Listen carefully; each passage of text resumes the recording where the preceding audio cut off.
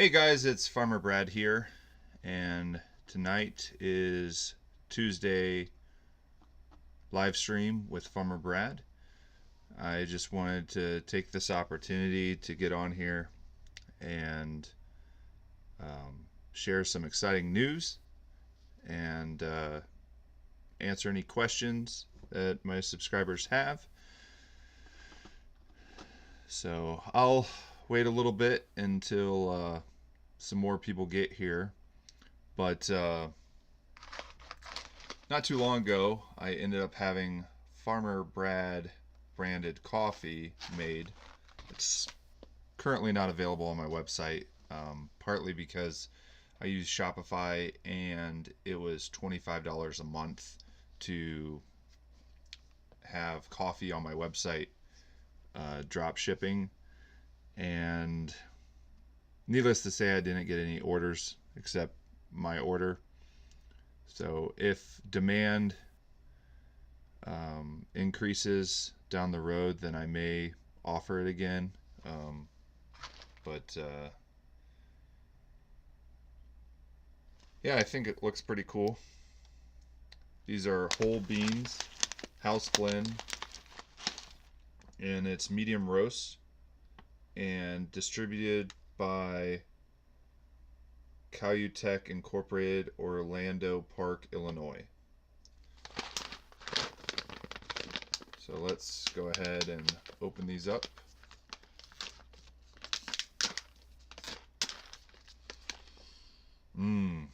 Smells really good.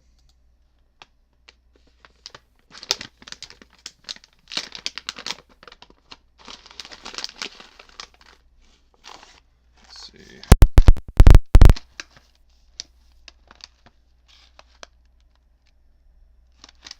There they are. I'm going to go grind them. I'll be back.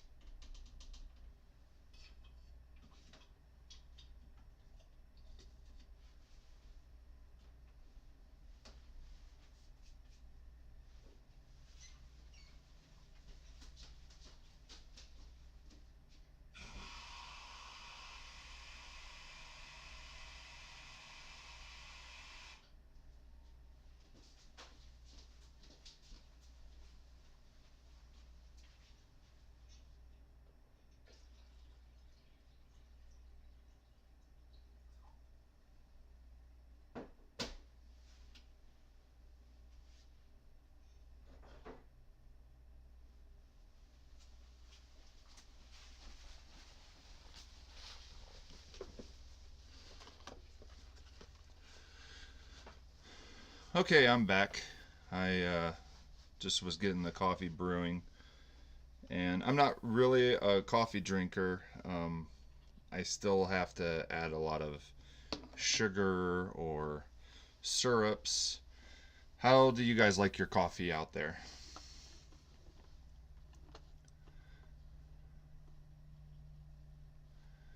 Well, Casey, the coffee is actually drop shipped. So for a time, I had it available on my website. And basically, what happens is they take the order and um, then they ship it to the customer and slap on the Farmer Brad label. I stopped doing that uh, partly because I had not received any orders, and it was $25 a month just to have them up there. So unless the demand is really high, I probably won't add it back to my website. But there's 4 on the live stream right now. Thanks, all 4 of you, for being here. Let me try to bring up the giveaway video. Make sure that you guys are entered.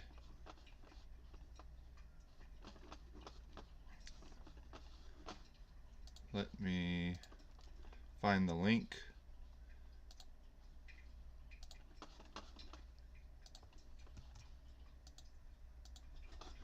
Okay, I'll put it in the chat.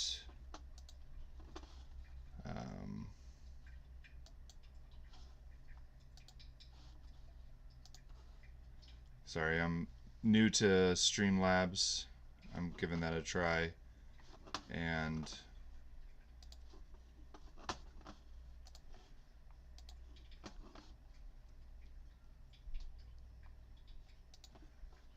okay. So here is the giveaway video.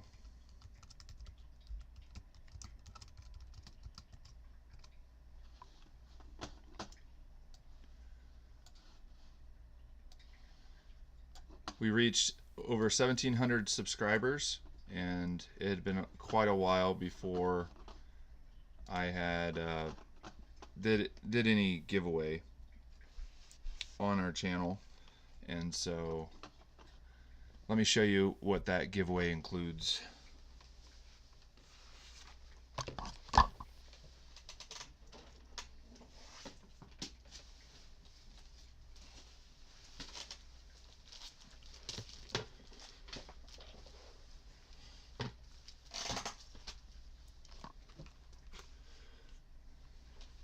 So if you end up going over to that video and leave a comment on that giveaway video,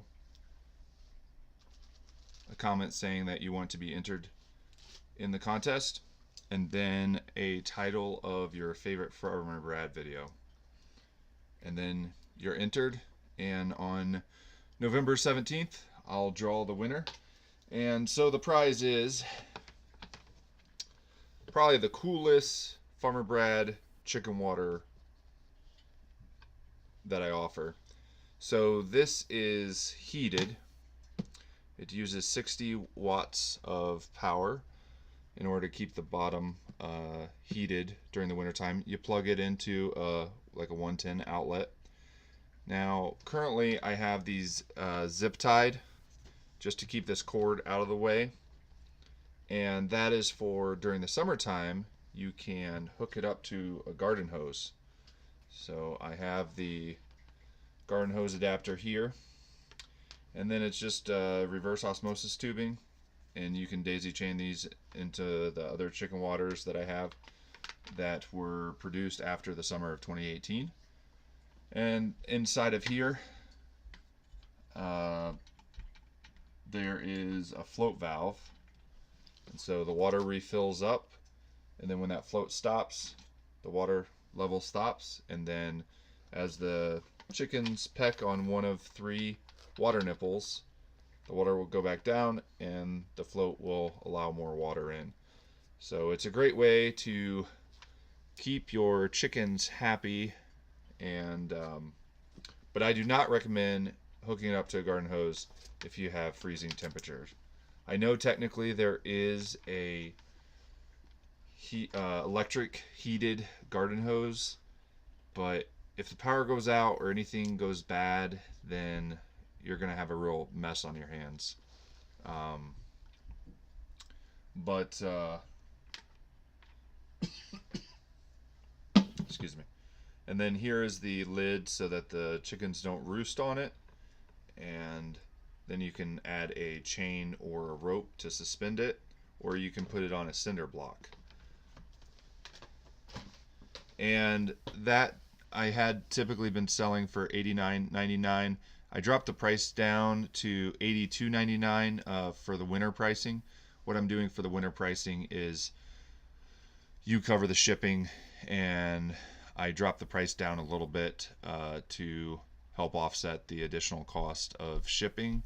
Part of that is during the winter time, typically the warmer states that are further away end up buying the chicken waters, and California, Washington, Oregon, those states, shipping can range between like $14 to $18 for the 2-gallon non-heated one. And so this is a way for me to just sort of consolidate my expenses during the winter time. The peak of the automatic chicken water business is probably April or March. Well, March, April, May is when it really picks up. And let's see, so far this year, I've sold 235 automatic chicken water buckets, and I'm filling in the gap that the big box stores ignore. I'm this all came about when my mom was transitioning out of work, and she was trying to think of something that she could build, and so that got my gears turning in my head, and I was thinking, what is something that I can make that will save me time doing chores on the farm? I had some chickens for laying eggs, and my day job, I'm a web developer, and so I didn't have a lot of time for chores, and refilling the water was one easy thing that I could figure out. So I found a bucket, found a lid, tried to prototype out some different things, and I finally found something that worked, and then put it out to market. And people liked it. I got some feedback, and then in the summer of 2018, I redesigned it and made it a premium product with premium parts. One of those premium products that really paved the way was this garden hose adapter, going from 3/4 inch down to 1/4 inch reverse osmosis tubing. Really, without that piece, this wouldn't work. And this piece retails for about $7 a piece, but I was able to work with a company and order larger quantities in order to bring that price down. So the backyard chicken community is very do-it-yourself. That's why I don't have a patent on any of this stuff. Basically, what people are paying for is for my experience and expertise and the all-in-one solution. You open up the box, you hook it up to the garden hose, you hang the bucket out there, and you're good to go. Now you could find pieces of this and that together And I actually do offer a do-it-yourself kit if you have like a large container. But for people that just don't want to have to mess with it, this is a better option. And the 2-gallon non-heated chicken water bucket ships very easily in a 10 by 10 by 10 box. The other thing that's included in that giveaway is a Clyde's garden planter. I actually got to meet Clyde at Homesteaders of America conference. So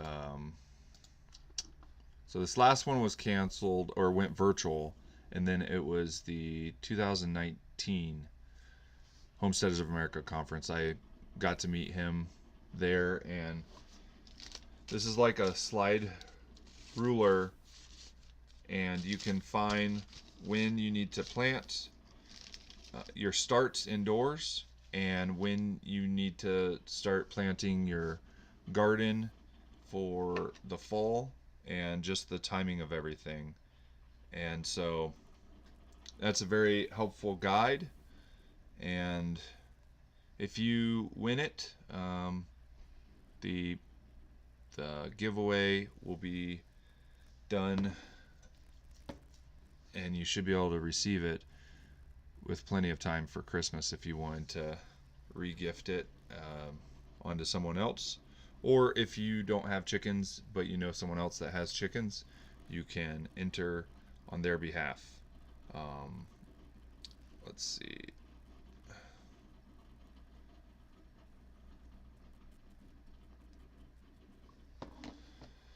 So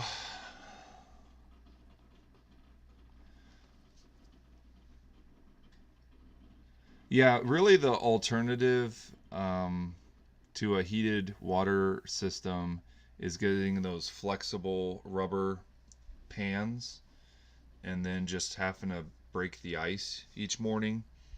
Another thought that I had was I have a solar powered bubbler for like a koi pond, and last year I was wanting to try to test it out, but I don't think it was in the sun enough in order to generate. But I might try to do that with an open thing of water. They will most likely keep it from freezing.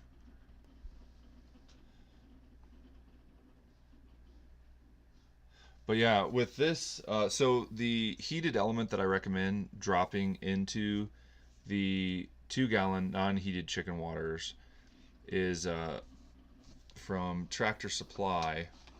Well, you can get it from Tractor Supply. Let me bring it up on my website. I'm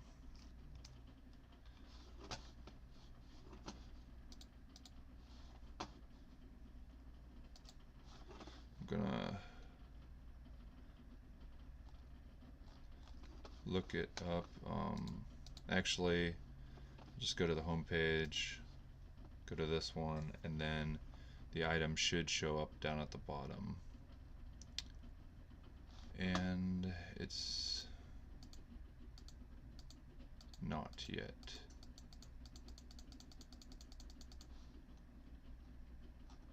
Let me search for Farm Innovators.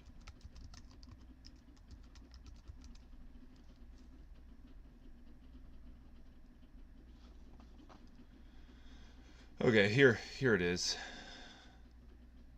This one is the one that I recommend. It's 150 watt, and you can get it from Amazon by going through this link on my website. It will give me some kickback from that, and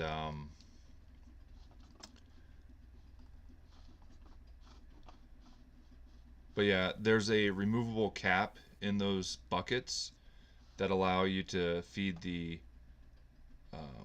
electrical cord up through, and those actually are good for up to, I think, like 25 gallons of water. They also have another one that's 250 watts, but the 150 watt one should be fine.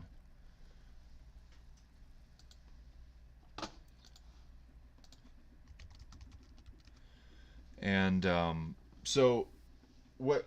Back to what I was saying. This one only uses 60 watts of power because you really only need to keep the bottom part near these water nipples from freezing. Now on my chicken run, I installed a some lights up on the top, and that string of lights is you can have up to 120 watts plugged into the end of it. So my thought is, hey, that's getting power out to the end where I have my water.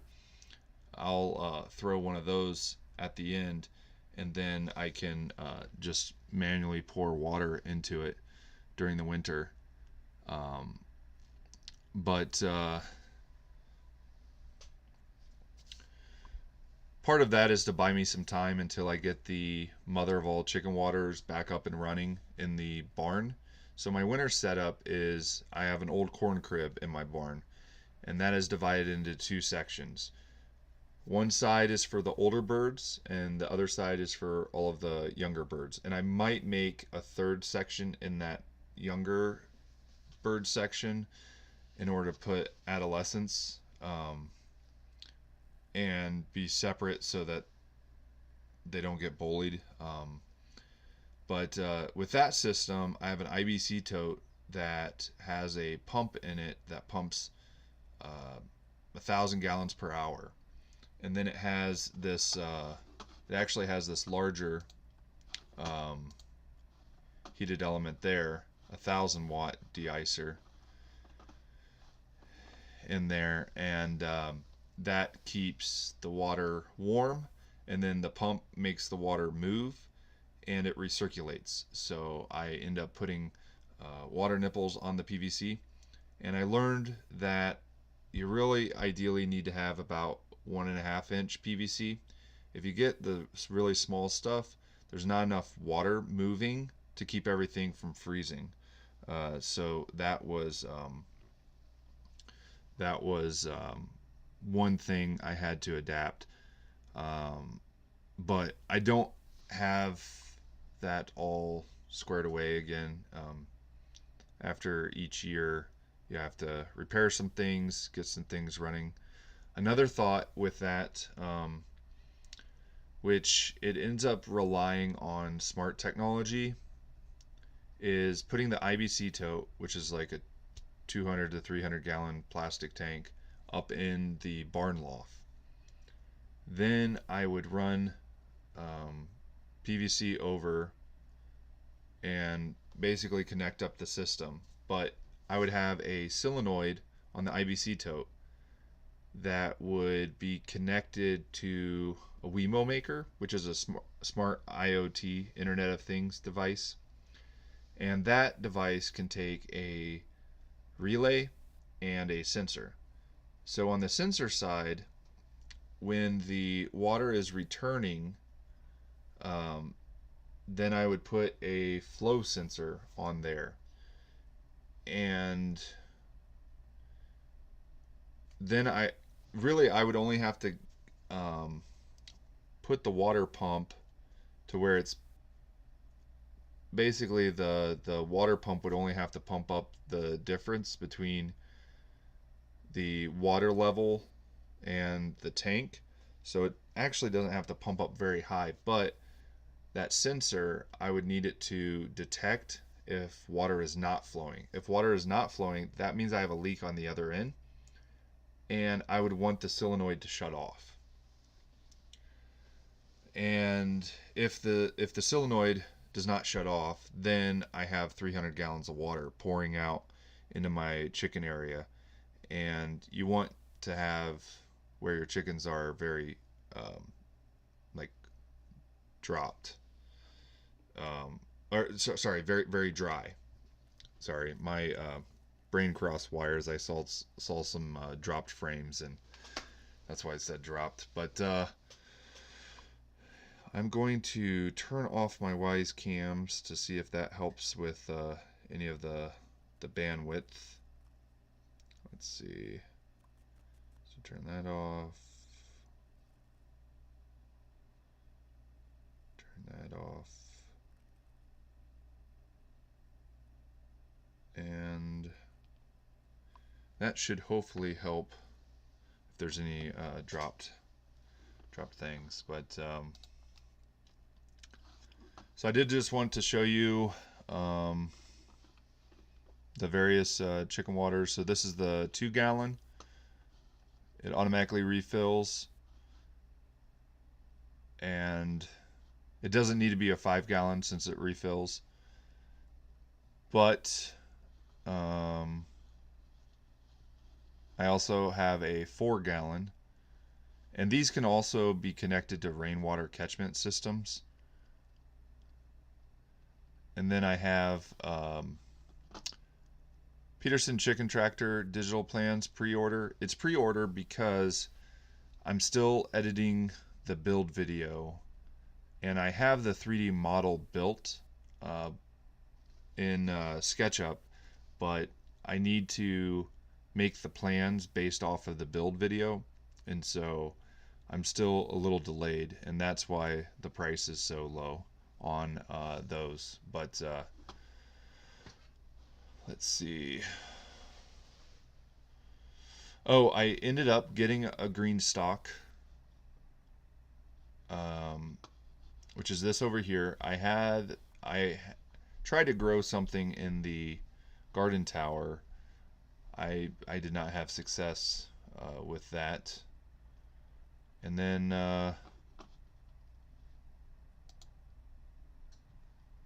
yeah, these are the pants that I recently purchased, and they have, if you go through their website, let me bring it up, but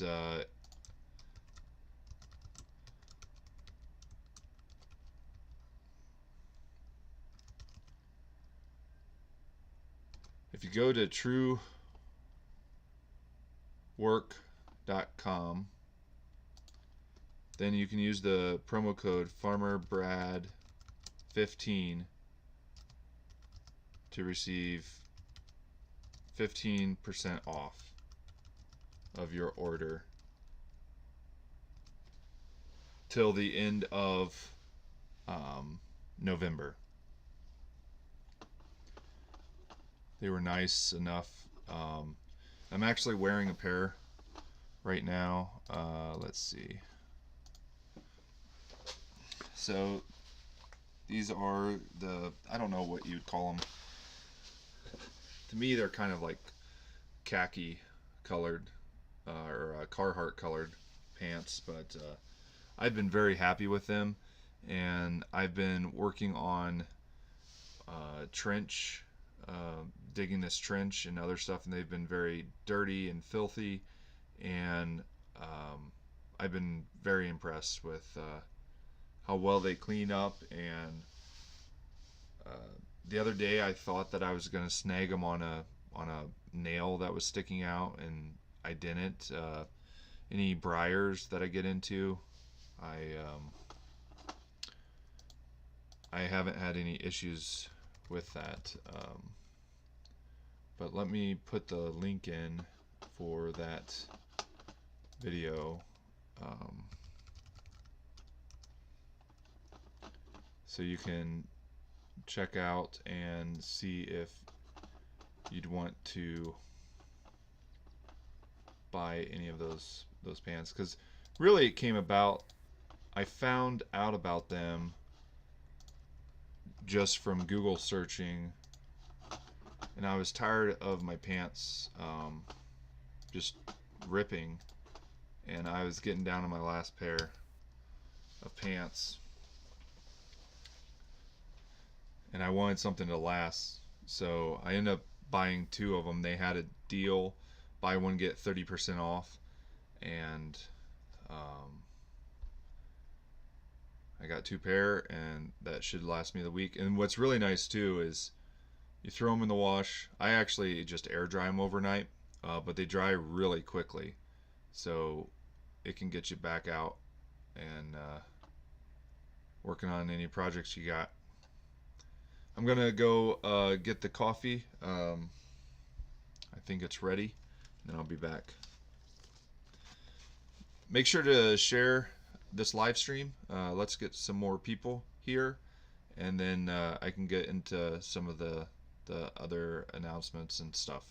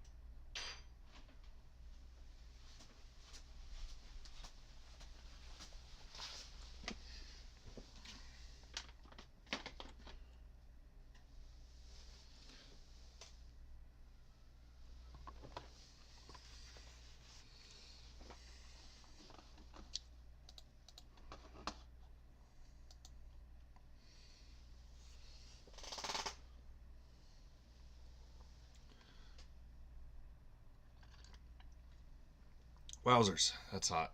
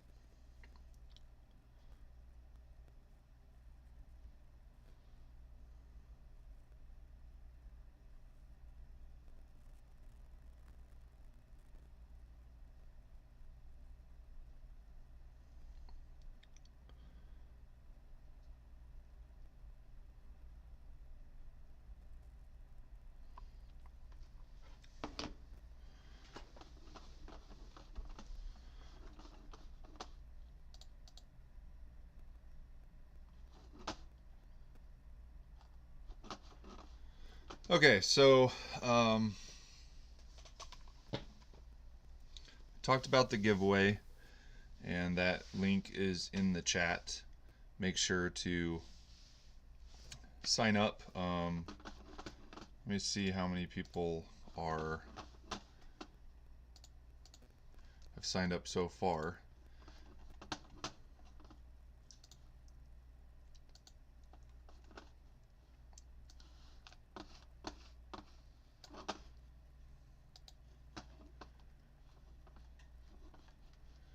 It looks like 60 people have watched it, and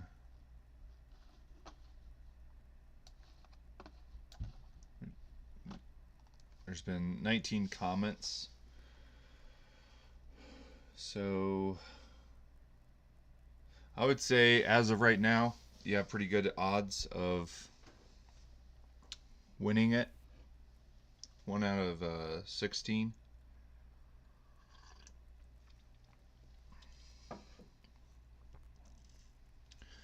Oh, let's see. I'm trying to think if I've put any new drone footage on the channel yet, but I ended up getting a new drone. This is the DJI Mavic Mini. On November 4th, they came out with the Mavic Mini 2, and I definitely would recommend the Mavic Mini 2. It has a lot of features, but which is pretty remarkable for it to be packaged in such a small profile and size. I mean, basically when this is folded up, it's smaller than my hand. And some of the features of the Mavic Mini 2 are 4K at 30 frames per second. You get to fly at 10 kilometers, and then it has some more of the tracking, motion tracking features. And yeah, so part of the reason why I got the Prime Day Mavic Mini was because um, I wanted to get some of the fall foliage. So 1976 asked what the subject is tonight, and I started off the live stream with talking about the giveaway video. So if you haven't entered, check out on my channel, and I posted the video today. The giveaway is for a heated chicken water bucket, and so during the summer you can actually use the float valve in here, and during the wintertime it plugs in. Now I don't recommend trying to hook it up to a garden hose during the wintertime. That's just asking for problems. And then Clyde's garden planter for that giveaway. And then I also wanted to mention that we just the channel reached 1,700 subscribers, which I've kind of been at this for a while, but so I've had the YouTube channel since 2015. So, and I feel like old school algorithm with YouTube grows a lot slower. But then I think I started taking it a little bit more serious in 2017, and then that's when I got I think then 2018 I think I got the drone to get the aerial perspective. And the biggest thing that helped me with my subscriber count was going to Homesteaders of America, where I met Big Bear Homestead, AJ Farms, which is Homestead Evolution on YouTube, and getting to stay with Homestead Evolution really opened up the door. I remember going to pizza night before the conference started, and I see a whole bunch of homesteading YouTubers that I followed just walk through the door. And on my way out to the conference, I was getting caught up on everyone's YouTube videos, listening to them. I streamed them through the Bluetooth in the van, so I could just sort of get up to date information about where the lives are in these vlogs and stuff. And everyone was really super cool at the Homesteaders of America conference. Hey, Little Mountain Life. He says he's stopping in for a bit between editing. Yeah, I'm editing takes a while. If I'm sitting on a lot of footage, partly my thought is if I have the footage captured then of different projects, then over the winter I can edit them, and sort of when winter is upon us and very cold, I can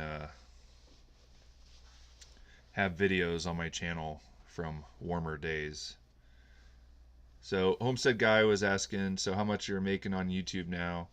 I'd say within the first 3 days it's been about $1 a day, which I feel completely fine with that. One thing that's going to be interesting with being monetized is, since I am an older channel, I think I have like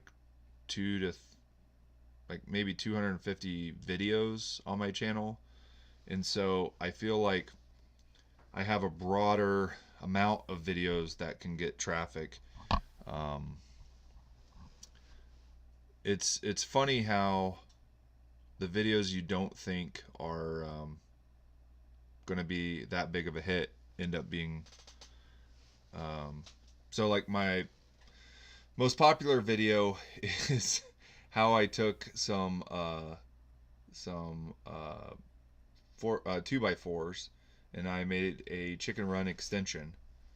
Um, since that video was published, it has now rotted, and now I've upgraded to a metal chicken run. I think it's like 12 feet wide by 16 to 20 feet long off the barn.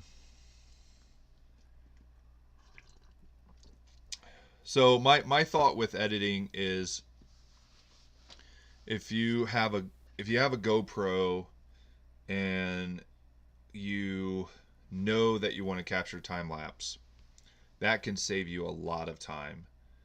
Because if you're capturing the footage on like a DSLR and you're doing it in real time and then in the editor you're speeding it up, you're like bringing over gigabytes of video potentially.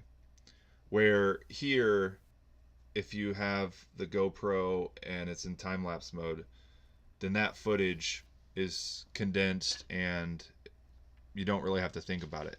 Now I do like in iMovie when you put in the full thing and then you can stabilize the pitch.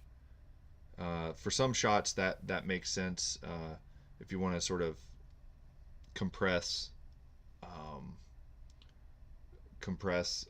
the amount of time it takes. But a video that I have coming up that I'm still working through is I'm putting a new water line from the house to the barn, and I have a feeling that's probably going to be like a 4 or 5 part video.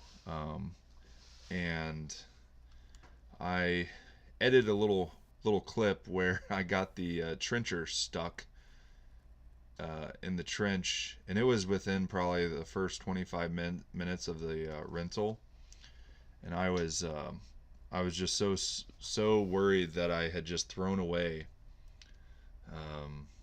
like $180 for the rental, because it was $150 for the ditch witch, and then it was I think $30 for the trailer.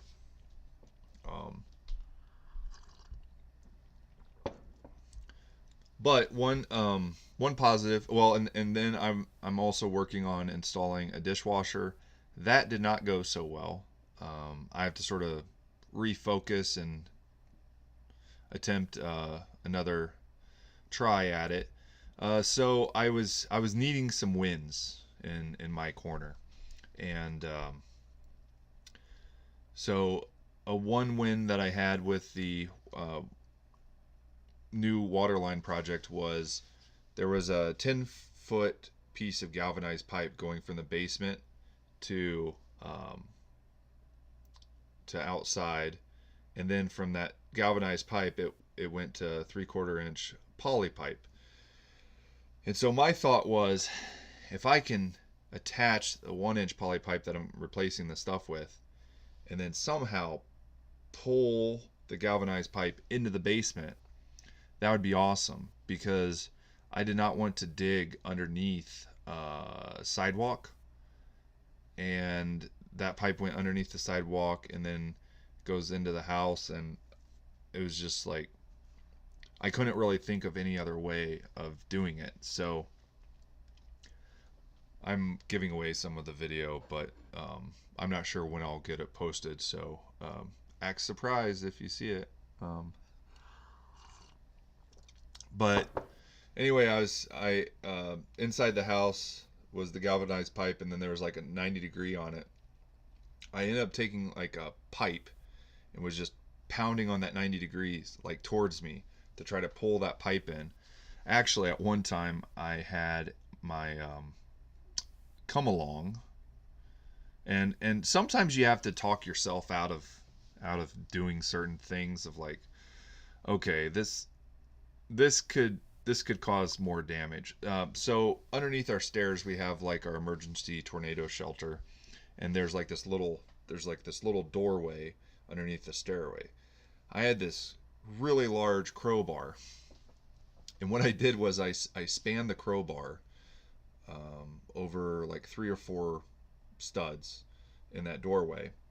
Then I took a chain, wrapped around it, and then attached the come along to the pipe.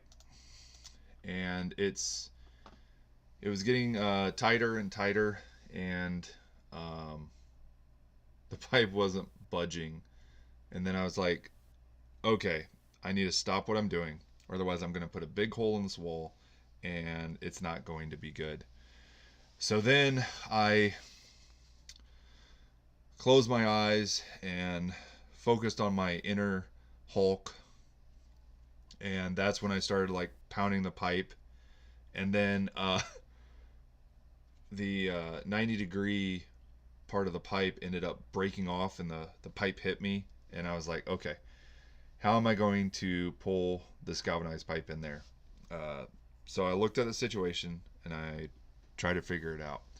The only solution I came up with was to take a pipe wrench onto the pipe and have it be about an inch away from the cinder blocks of the basement. And then I took my crowbar underneath um, the pipe wrench and just started wedging it, and that was pulling the galvanized pipe into the basement. And I was just so glad and amazed that it was actually working. And as I was saying earlier, I needed this win because installing the dishwasher was not going good. And as soon as that 1-inch poly pipe came into the basement, I was like screaming so loud, and my girls were clapping and saying, "Way to go, Daddy," and stuff. So now the next hiccup is, since I have this trench open, I'm wanting to run Ethernet to the barn. If anything, the Ethernet is basically if I need to put in a Wi-Fi router or extender in there, because the barn kind of shields the Wi-Fi signal, and I have a lot of Wise cams in my barn. But I also thought maybe down the road I could end up setting up a live stream studio up in the barn loft, and if I have Ethernet internet signal, then that would be a lot better. Also, if I end up getting another internet ISP, then it would be good to be able to mount an antenna or something on the barn and then be able to bring that internet signal to the house. So I figure while the trench is open, I might as well do it. Hey, thanks for swinging by Little Mountain Life, and I saw that 2 Family Homestead join. Thanks for coming in, and I really appreciate what you do for the homesteading community with all of your lives, the technical, and then the Monday nights, and yeah, and then also when you guys have live streamed at Homesteaders of America event and stuff. It really helps sort of bring all the homesteaders together, which is great.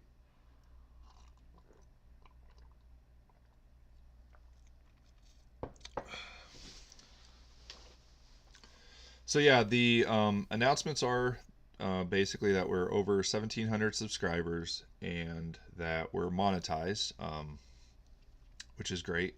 And let's see.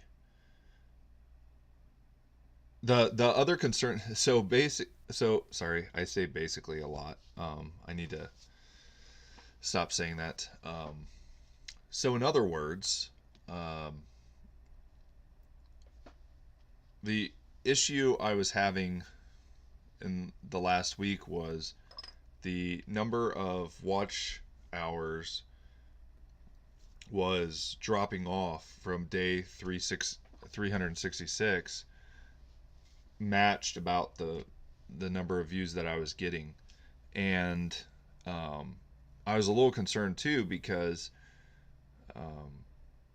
the video from Sow the Land that I was in, making an automatic turning one of the 5-gallon buckets that Sow the Land had into an automatic chicken water bucket, that video, the views from that was going to drop off pretty quickly, and so I wanted to be able to hit it before that, and so we finally did.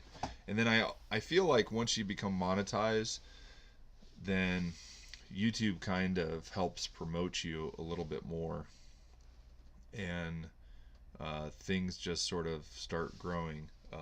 But I just really need to find time to edit more videos, and I've tried to document the stuff. If I don't have my GoPro with me or my Canon camera, then I try to capture something on my phone.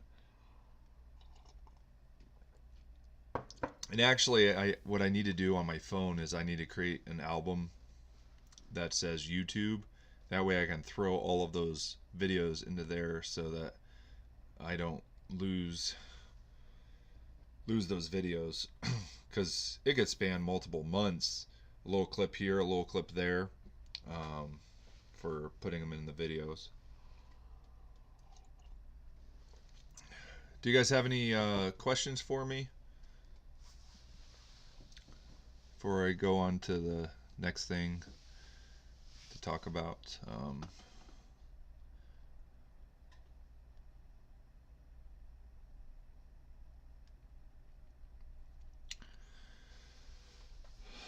So one of the videos that I've had pretty good success with, which let's see if it's still the case.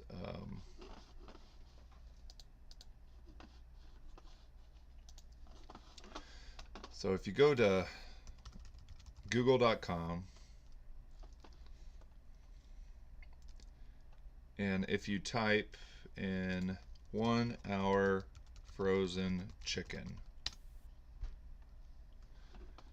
then this comes up here and my video comes up here, and this frozen chicken video is with a Ninja Foodie, and I made sure to release it in November of last year. And my thought was, people are going to get these Instant Pots or Ninja Foodies and for Christmas, and so my thought was, hey, I have customers that buy my pasture raised poultry, and they're intimidated by the whole chicken that's frozen, and so I wanted to figure out a way to be able to cook a whole chicken that's frozen in Ninja Foodie. So basically it ends up being about 40 to 45, well, if I scroll down here, about 40 minutes in the pressure cooker, and then 10 to 15 minutes in the air fryer portion. And then I was able to do that. But the thing that really brought traffic to this video was schema data. So schema data is a way of doing the markup. Let me see if I can.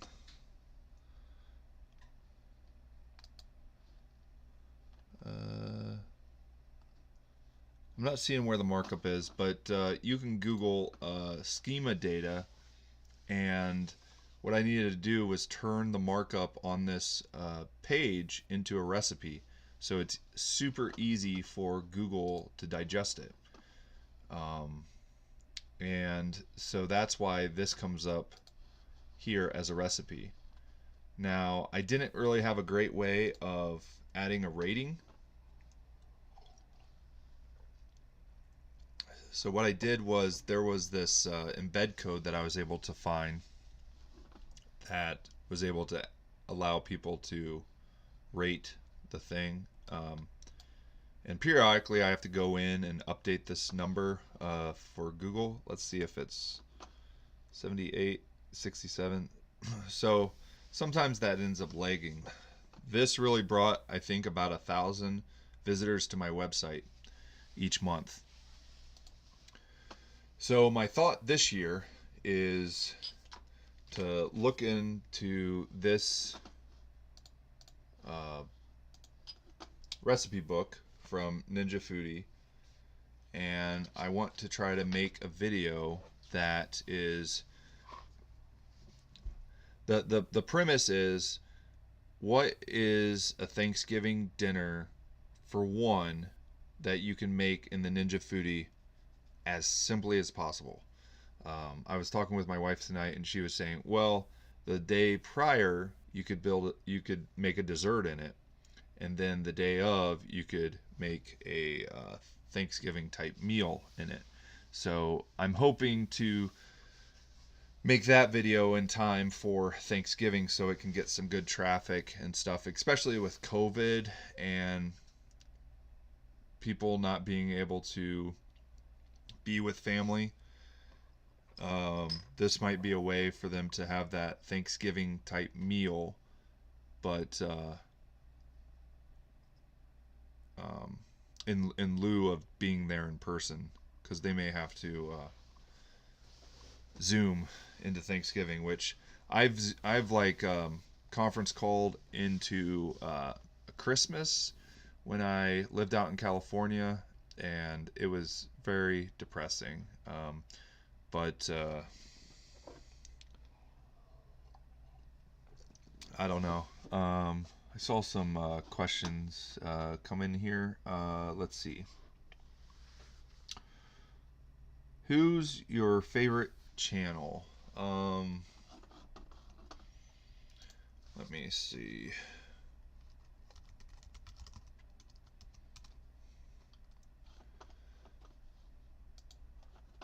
I'd say probably the main ones I watch are Wrangler Star, Little Mountain Life, the Holler Homestead, Homestead Evolution, Goldshaw Farm. Morgan Gold, he is a genius. With he was featured in the New York Times, and basically it boiled down to he was able to make more money with his YouTube channel and 25 ducks than a farmer down the road who had 500 and was doing it sort of big scale commercially.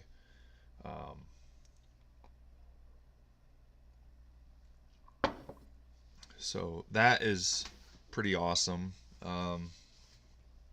Periodically, I watch Lumna Acres, but it's usually only if something from the thumbnail sticks out, because majority of his videos are strap the GoPro to his head and do the chores every day.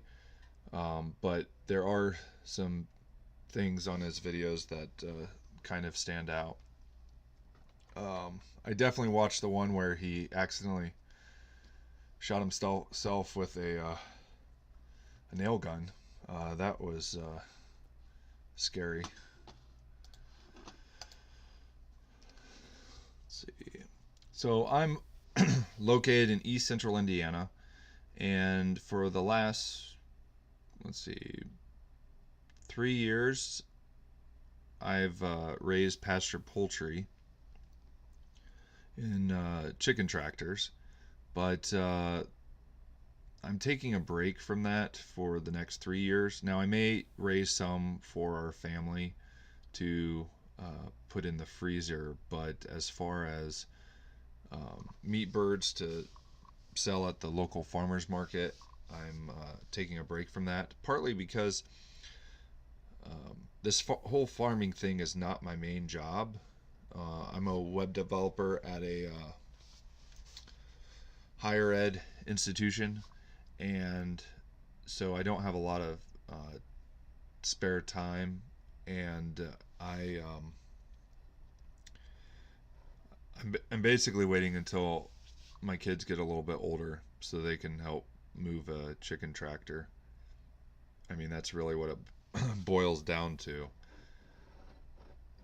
But I use that as an opportunity to try to brainstorm and optimize because I have a limited amount of time in the week during the during the evenings, and right now we're in that phase where it's kind of depressing when it is just pitch black after 5 o'clock, and so you just got to add the headlamp and try to get what you can do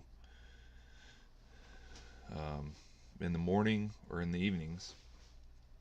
And right now I've just been full blown working on getting that trench done because I know I blink and there is going to be snow on the ground and it's all going to be frozen. So let me. The Best Life asks, what style of chicken tractor do you have? Let me go over to Instagram to show you the pictures.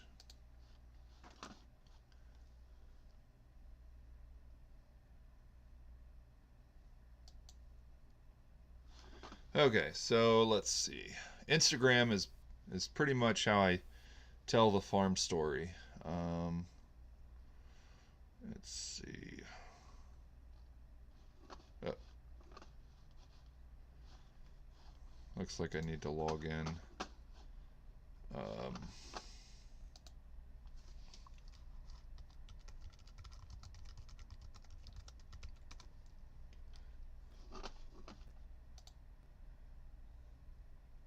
So I'll just go to this.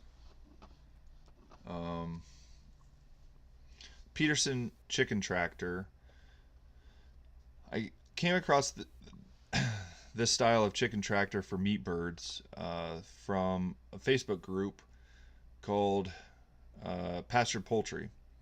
And one of the founders of the group is Lisa Peterson, and she showed some pictures of some chicken tractors that she had designed. And I really liked it, and so I kind of tweaked it, and then I asked her for permission for me to try to build plans using them. So these right here are 8x8. Let me try to make it bigger. These are 8x8,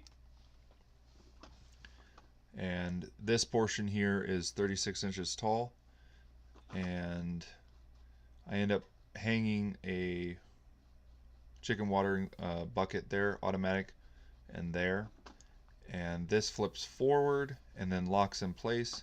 And when it's locked in place, then that makes the tarp tight. And so water will run off of there. And let's see. So this is the back. I've since changed it to where I put the food trough in the front. That way, if there's any feed that they didn't finish, I can do like a 90% pull and then let them clean up the rest of the feed. The other interesting thing about these chicken tractors are there's roost bars in there. It's to give support and strength to it, but it also helps nudge along the birds. After about 1 or 2 weeks of them being in there, they get used to the program, and the smart ones will actually hop on to the roost bars when you move it. And the other thing I like too is, let's say you have your chicken tractors in a low-lying area and there's a whole bunch of rain that comes. These roost bars also act as like a little insurance. It gets them up off the ground until you can move them to a place where there isn't as much water.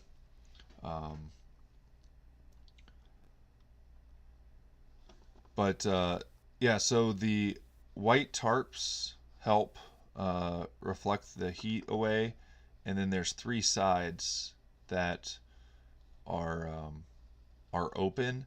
Now, when I started birds in February, I would put uh,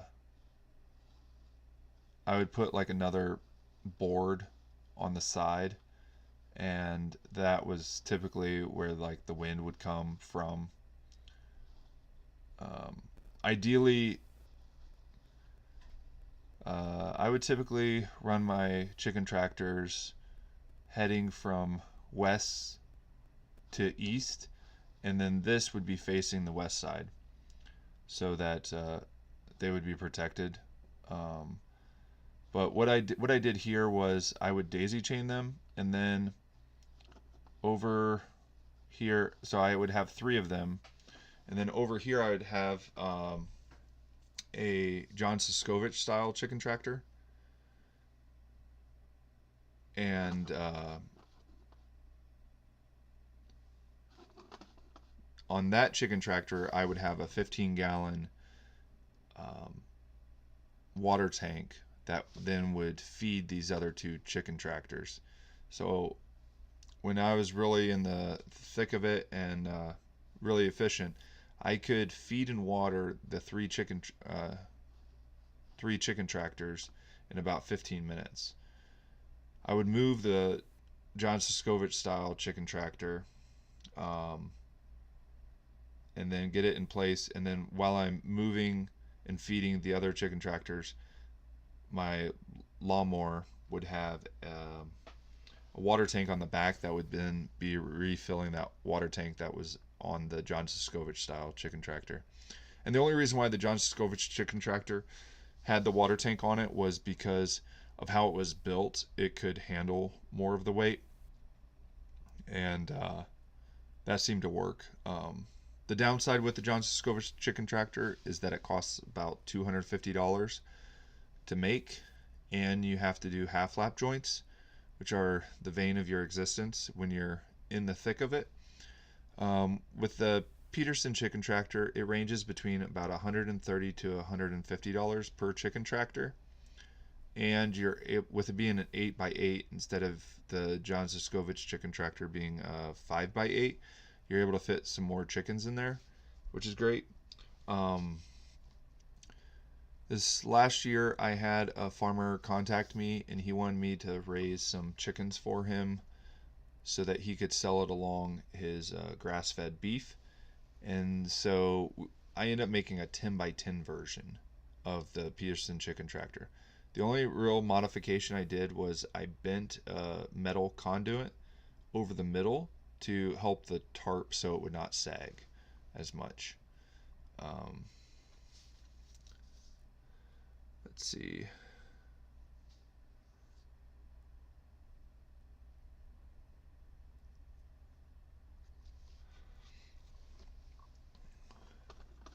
But yeah, I've been a big fan of these chicken tractors. Um, it's just it takes time to do that every single day. And basically during the meat bird season, uh,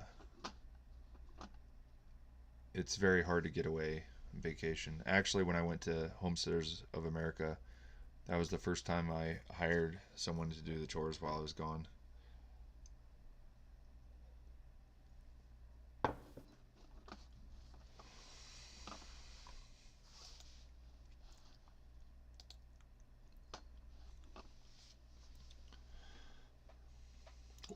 In the chat, what chicken tractors have you guys come across or have used? Oh, hey, Josh.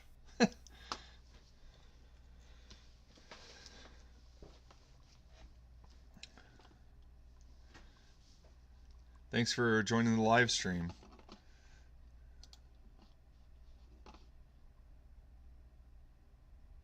Oh, I did want to mention that we do have a military discount available on these products. I think it's like an 8% discount. Um, but yeah, so to get to it, you go shop military discount, and then there's a plugin on the website that um,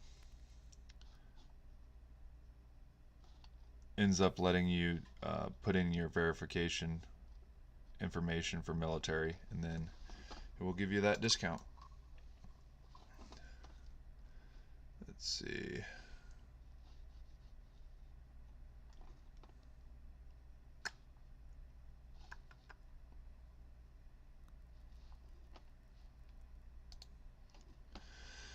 So as I'm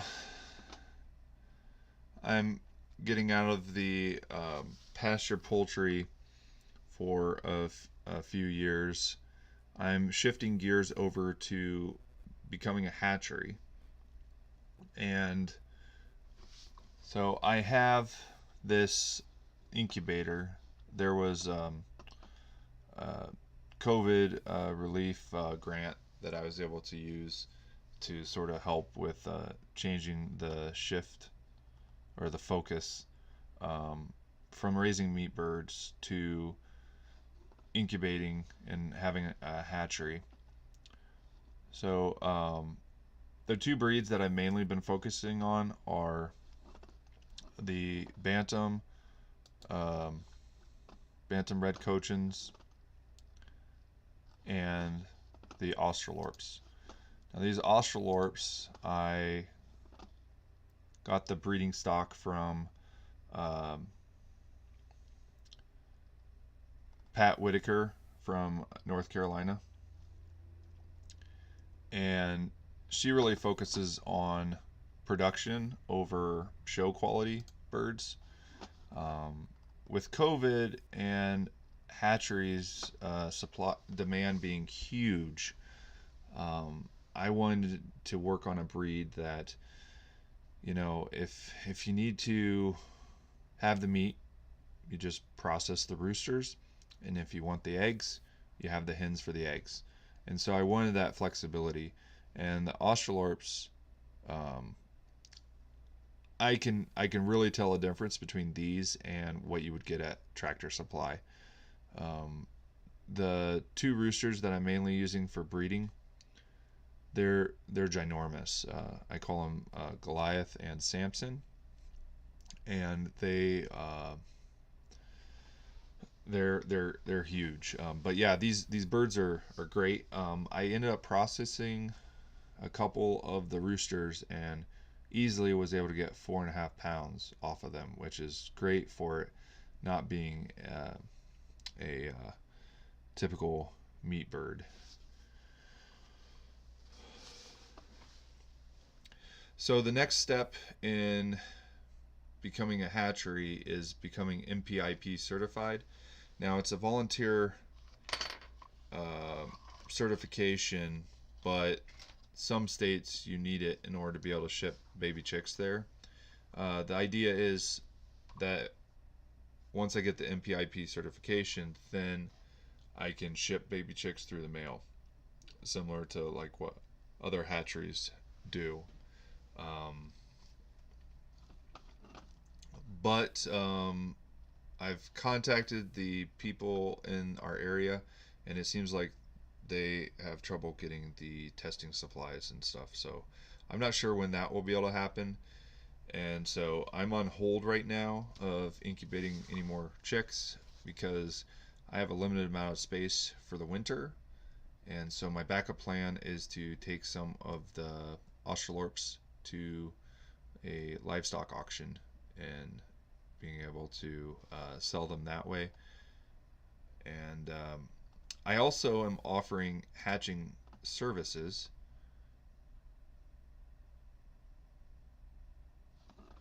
And I was trying to figure out a fair way to do the pricing. And the idea is that if you have a flock or you have hatching eggs, then you would reserve 1, 2, or 3 shelves. So this incubator on one row can handle up to 90 chicken eggs. So then that reserve, that money, so like if you have between 10 and 90 eggs, that $25 will go towards the charge of $1 per live chick that hatches. So I feel like the only way that I'm going to get the raw end of the deal is if they have eggs that are very low fertility rates. Um, but it ends up, I feel like, being fairly fair pricing. Now, if they don't pick them up after the 4th day of the hatch, then there's a $30 boarding fee per week that applies after the hatch. Um, and I came up with the $30 just because I wanted a flat fee per week, and it could range between realistically like 40 chicks and like 250 chicks. And so I just wanted to put some pressure for them to be able to pick them up. So this is an option right now. If people are able to provide me with hatching eggs, then I can hatch them out for them. I just don't want to have to provide housing for them like for long stretches after the hatch. But yeah, with this incubator, you set it like the top row for 1 week, then the next row you set for the next week, and then the third row you set for that last week, and then by the time you set that one, then the top row is ready to be moved down into this hatching tray, and then they hatch. So that's how you can generate about 90 chicks per week with this. It is the, let me bring it up, GQF. It is the GQF Digital Sportsman Cabinet Incubator 1502, and it can handle a buttload of like quail eggs. Like I think each row can handle about 1,300 quail eggs. So they have different size egg racks in there. But if you're looking for a way to support the Farmer Brad channel, you can go to farmerbrad.com/Amazon, and that will take you to Amazon, and then it will give us a little bit of kickback off of each Amazon purchase that you make. Also, let's see, if I click shop, there's only a few items in here that I make, mainly the chicken waters. All of the other items, majority of them send you to Amazon, and then I get a kickback off of that. This is a great book that I recommend. It covers everything about chickens, and this is the book that I send to any of my chicken rental customers. I only had one chicken rental customer this year, but and if you're not familiar with chicken rental, I'm an affiliate of rentedchicken.net. Let's see, rentchicken.net.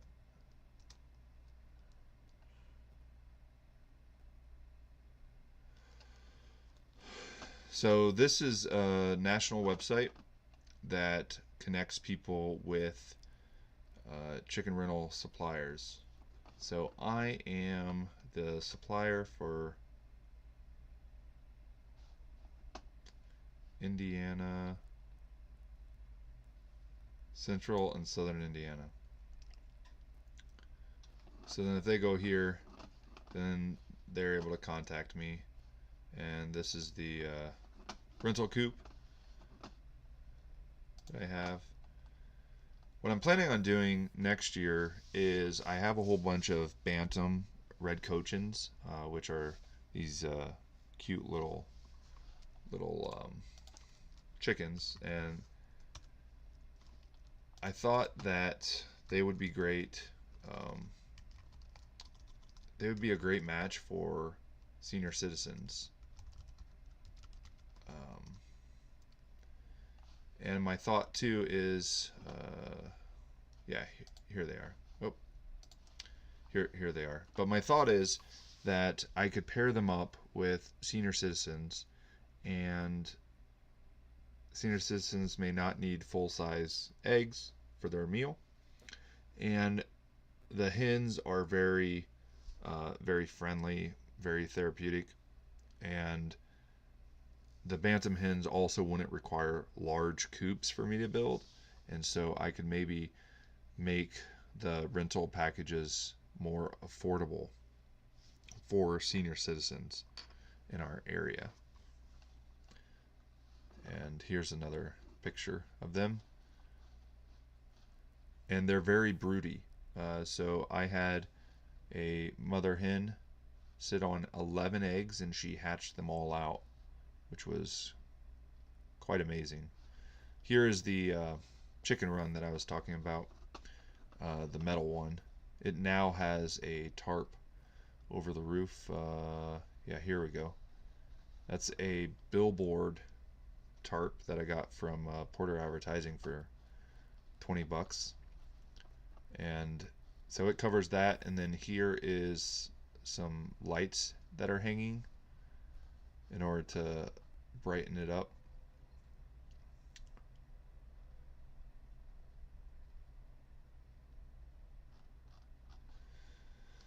So that's basically all I have.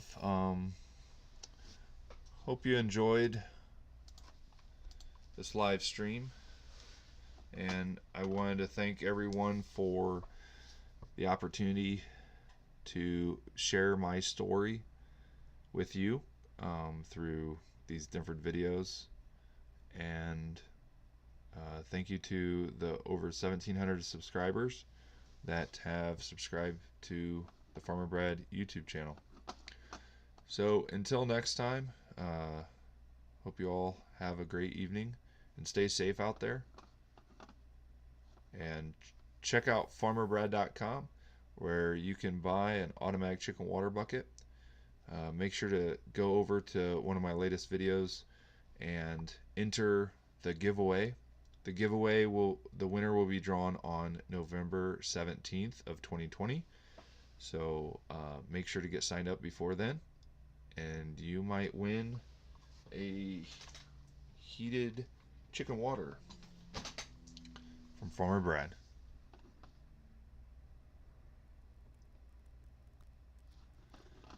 See you guys.